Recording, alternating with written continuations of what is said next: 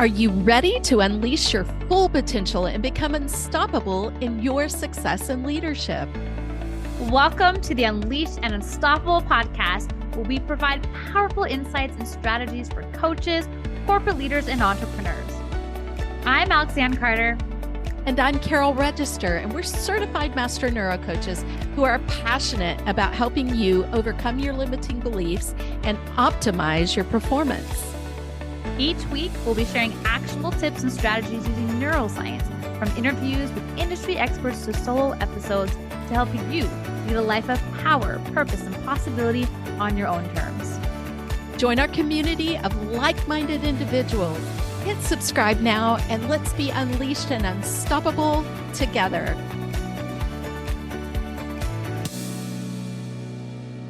You've had so many exciting things going on recently, including, a special first event with your daughter. So, yeah, just share with me what's been going on there.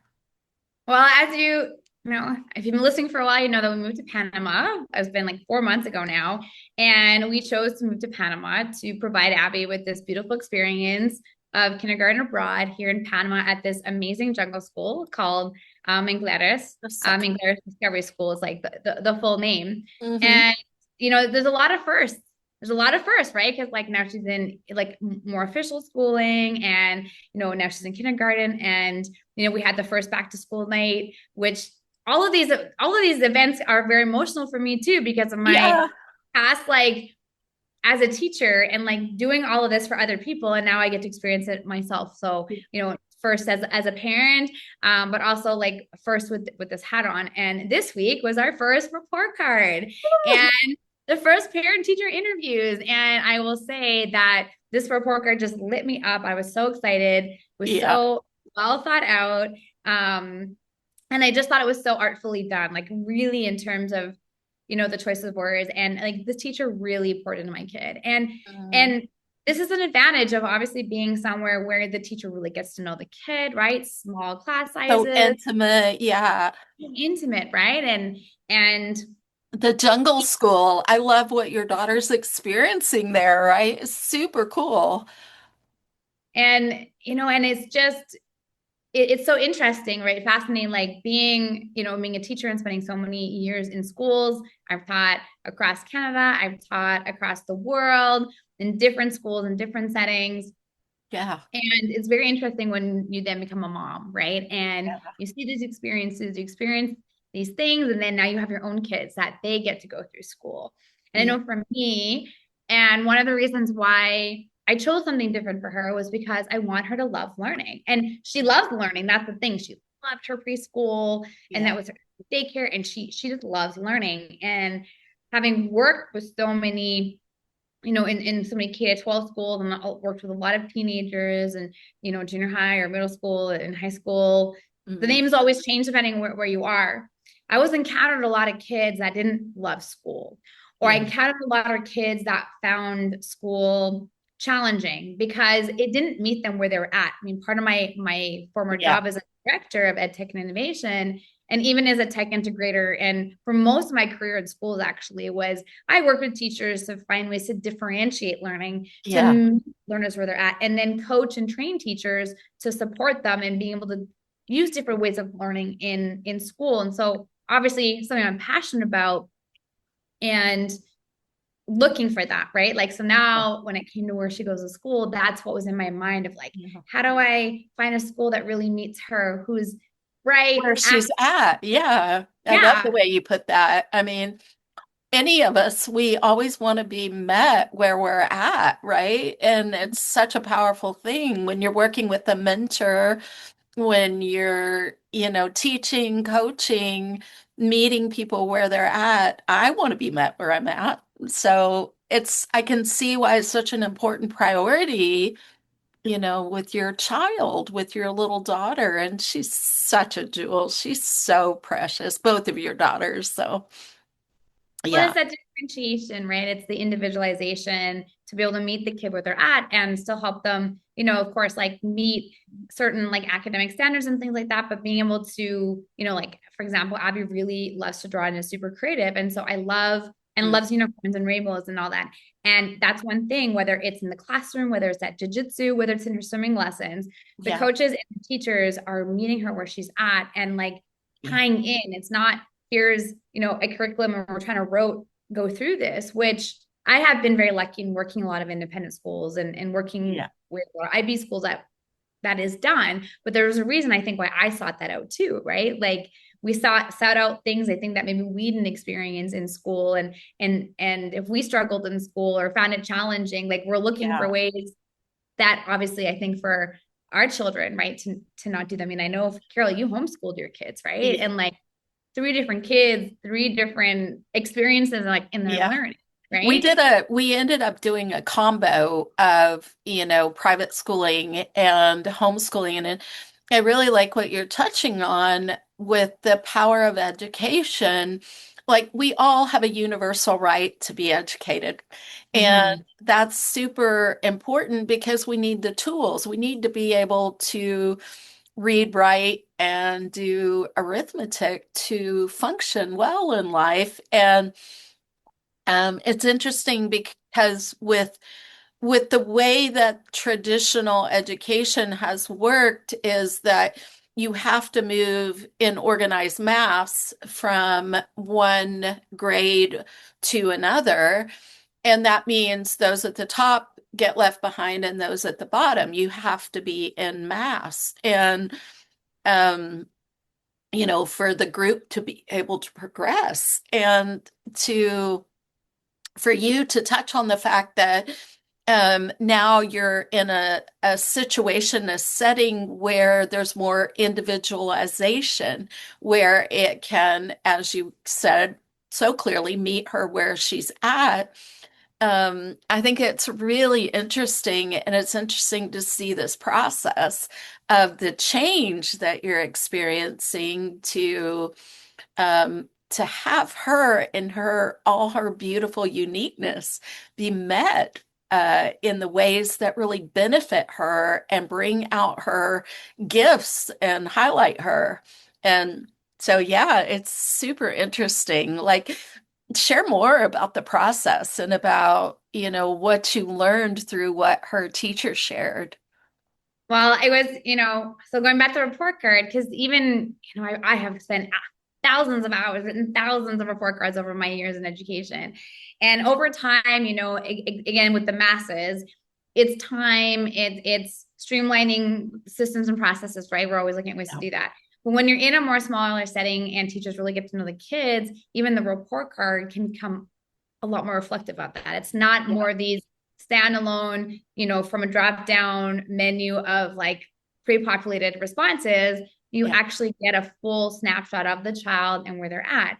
And so that was what was gifted to me, you know, and I thanked the teacher Yeah. today and said, like, I love this report card. It is super straightforward. I mean, it's clear what the outcomes are, you know, and it's so I would say straightforward in a sense that it's really clear what they're measuring and that what's, you know, what they're And what learning, they're and working on. which Yeah. is amazing, right? As a parent to understand what they're learning, because my expertise is a lot more the older kids, like less at this age level as well. So even that curriculum I'm not as familiar with. So it's so nice. Like it is fresh for me. But the write-up, I mean, she wrote like a page about Yeah. my kid, you know, and it was so fun, like seeing things like leader and artistic and creative and kind and loving. And you know, I'm always thinking of the work that we do with the leaders and these power statements, and just so much of this naturally came out of a report card, right? And it was so Yeah. neat. And then Yeah. I asked my mom, I said, Mom, like, you know, reading through Abby's report card,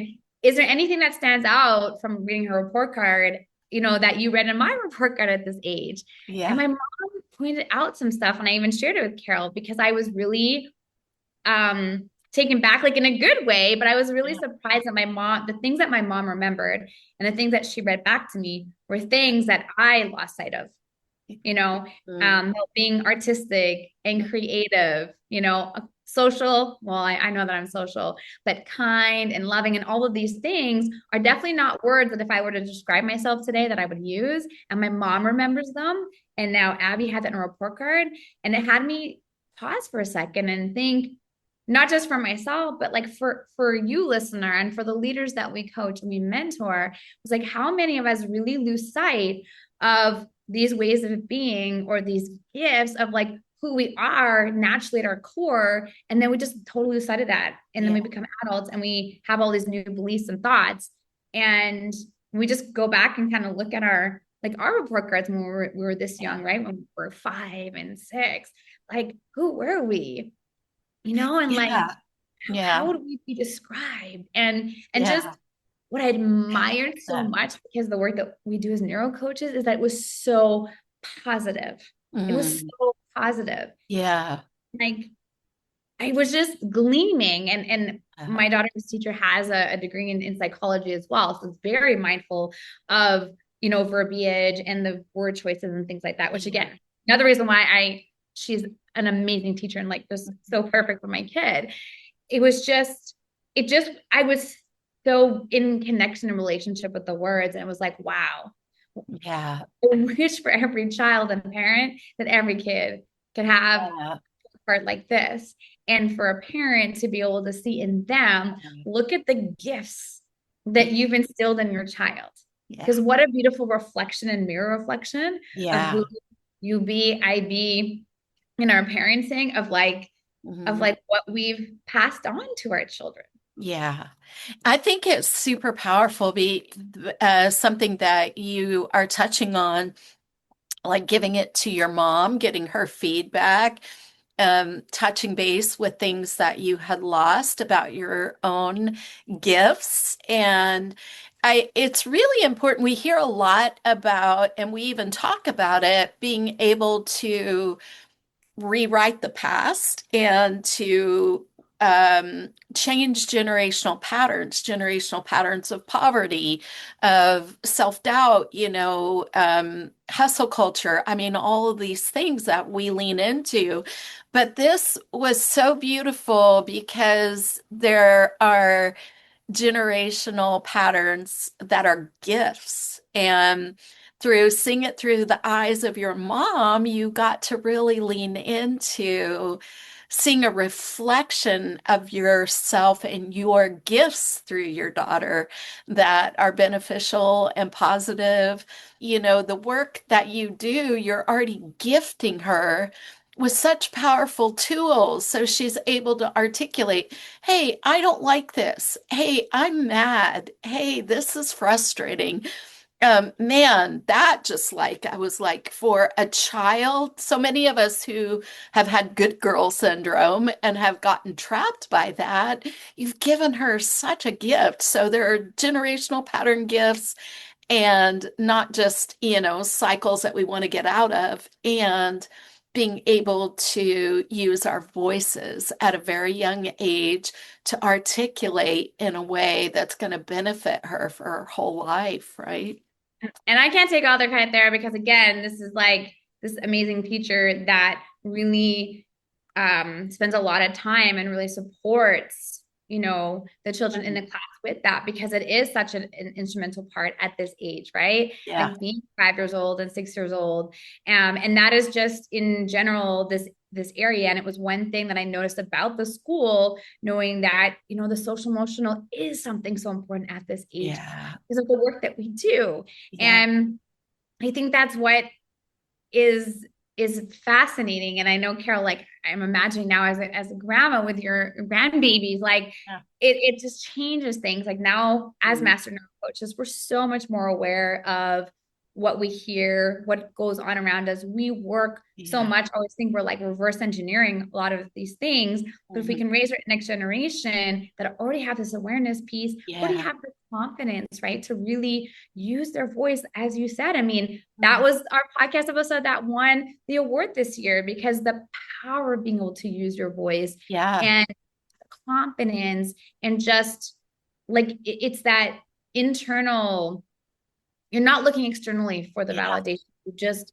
right, but feeling safe, that safety Mm, piece right? When we think of our brain and what is our brain scanning for, right? Right. Creating that for, our children and ourselves as well, right? To Hmm. be safe environments, to know that you're loved and you can still be you, right? Yeah. And have those moments and have big emotions and know that like you're still loved, right? And Yes. and and you can allow that because That the love's not based on what we're doing. It's not right, performance-based acceptance. You're giving her that gift of the internal self-love and being able to use her voice in a safe way, as is her teacher.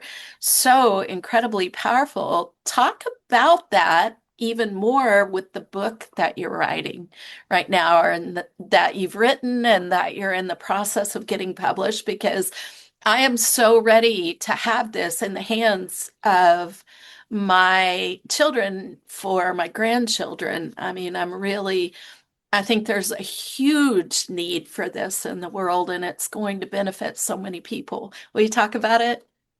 so I'll mention one thing before I talk about it, and I think it leads into that. So Okay. as we wrapped up the parent teacher interview, the teacher asked me, like she was just kind of really curious with my types of questions that I had been asking, and she said, Yeah. have you had a bad experience or something like previously? And I said, not with um, not with.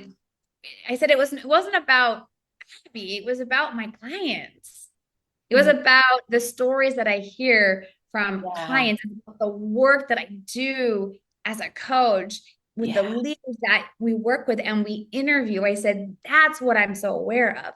But it's so interesting how I wasn't aware that a lot of my questions made it seem like it came from that. It was like, no. And what she helped me see in that moment was like, I think this fear that I have subconsciously, I wasn't aware of, but I have this fear. I have this fear of judgment. I have this fear of certain things happening to my kids that I wasn't aware of. So first step is Wow. all awareness, right? And Yeah. so, So powerful. Right. and then I said to her, I said, it's funny that you're asking me this. I'm like, this is why I wrote my children's book, for you to be me.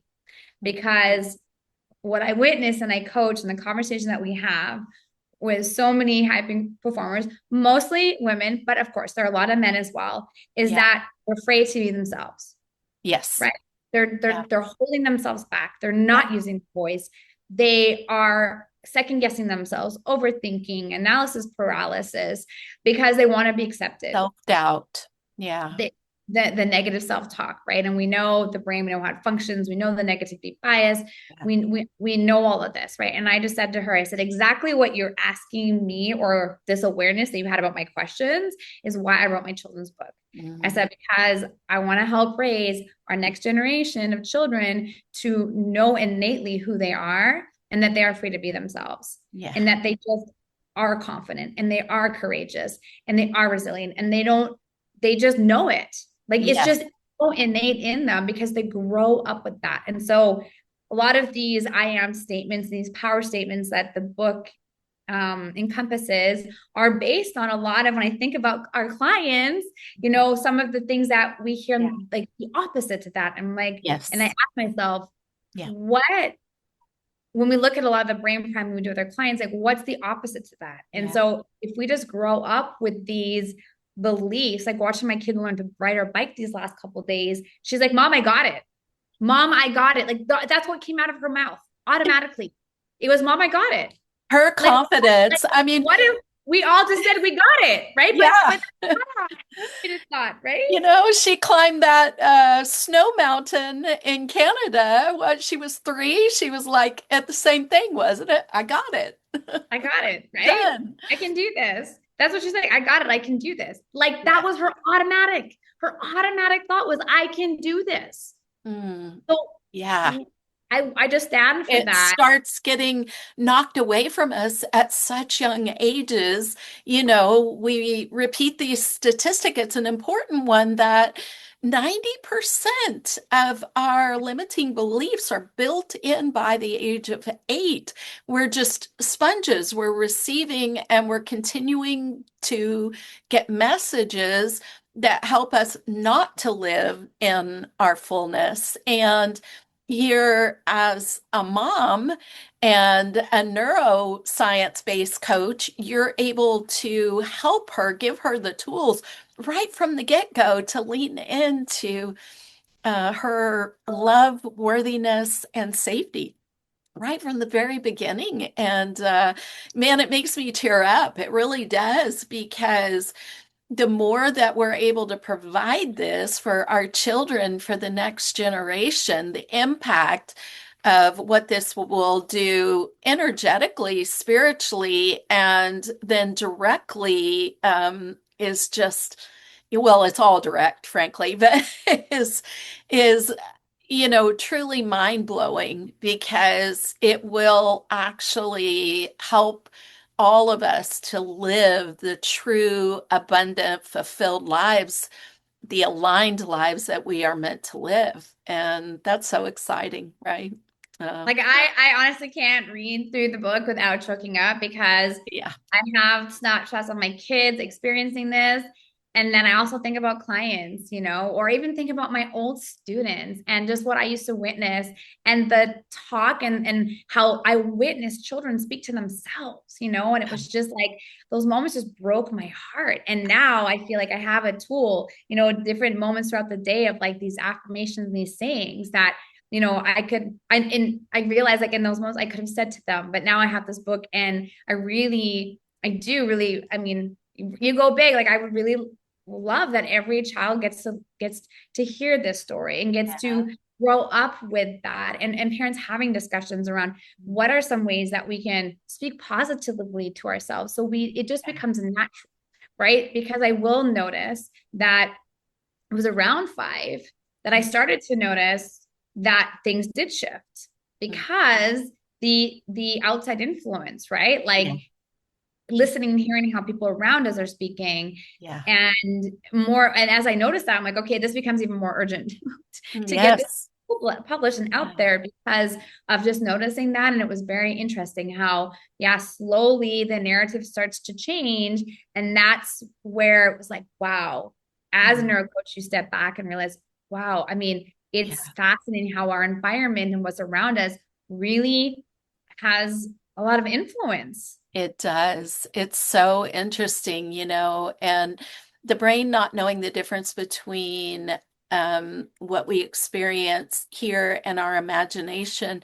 Children are constantly involved in imaginary play, and high IQ societies like Mensa and the studies they've done show that that is really a child's work. And so starting to build in them the foundation where they are able to have the tools for the environments that they find themselves in.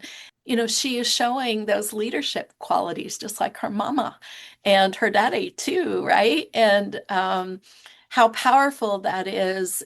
She's got defaulted in. I got this, mom, I got this.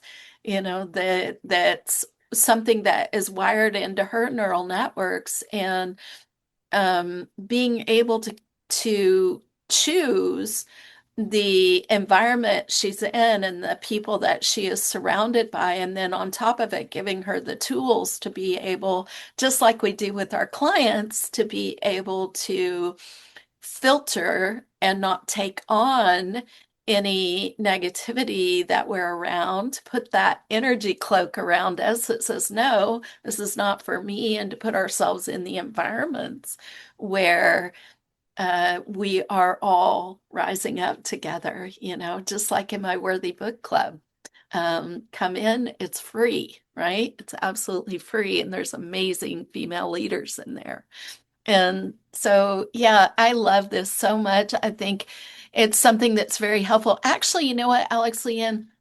I know we don't want to go too long with this episode, but I was just hearing from somebody about a mother who has to get up at 5 in the morning, and she's yelling at her kids. Her kids have to leave. They have to get up at 5:30 and have to leave, and she's yelling at them to get ready and get out the door. And she was gifted a simple set of tools to create calm in her home where the children were instructed to lay out their outfits the night before, prepare themselves, and to get up and put those outfits on and be ready to go in the morning without a word. And, they were able to do it in a way that was beneficial for them, for their start of the day, for their nervous system, as well as for the mom. These tools that we have and that you're going to provide through your book are so incredibly important. And Those I can't bookends wait. are so important, right? Like, and Yeah, that's where there's a lot of emphasis in the book about the way that we start our day and also how we're finishing our day, right? Again, yeah, it's that self dialogue, the internal dialogue to really prime in like those important times of the day. And it's funny, I was reading an article this week, it was very similar. Like there's these certain times of day and they then tend to be in those more stressful moments, right? Getting ready for school, getting ready, like bedtime. And it was like, if we could just totally shift the yeah. energy in those two times of the day. And I think mealtime was the other time. Mhm. Yeah, yeah. You would experience like a completely different child, Mhm. and everything would be so different. But if you're already coming in with more that fight or flight kind of response Yeah, get go, well, guess what? They're matching the energy. And yes. so shift and empower them in those moments. Yeah, Um, and they can do it without even thinking about it. Like I actually remember this morning it was like Abby got up, she did a routine, she got dressed, she's packing her bag. Like it's so impressive when we see when we give them that leadership that they yeah, want to do it. yeah, They yeah. want it. And so it's meeting them where they're at with age and those different types of responsibilities, Mhm. but it empowers them, right? And it helps the confidence. And man, you do totally experience a very different Yeah, environment yourself too, with your own nervous system and then their nervous system. yeah, Because, yeah, I mean, it's with energy, it's very interesting, right? That exchange of energy between yeah, people. And that's why, as you said, that Carol, like, there's a reason why the way I kind of started the book, like in the morning, is with that very, like, a grounded, mm, like, with grounding essentially, and then really finishing that night, with that love and the cuddles and just saying a positive declaration. And I end it with exactly the same way I and I say goodnight to my kids every night. So I'm really excited. I'm thinking by the time we go live with this episode, I'm not thinking, I guess I'm going to declare without evidence that we'll have a way that you can pre-order your book. So we are yeah, in the as we're recording this, yeah, working out some of those little mechanics, but I believe, yeah, I mean, this will be early in 2026 that we'll have this episode out. And so, yes, I'm going to declare, because this episode will be out, I will have the way to be able to pre-order Free to Be Me. It is beautifully illustrated yeah. as well by another amazing leader in our space. And I put together as well some parent and teacher additional resources, because, teacher, coach, parent, I Yeah, want to be able to, extend the learning with this book, because it's yeah, more than just a story. There's so much that can get created, like in your family, in your environment, to it. So yeah, yeah, head to, now I'm trying to remember the website. Head to our show notes, click on the link there, yes, you can reserve your copy. And yeah, you're like yeah. my invitation, free, like, just be you essentially. And And that's it.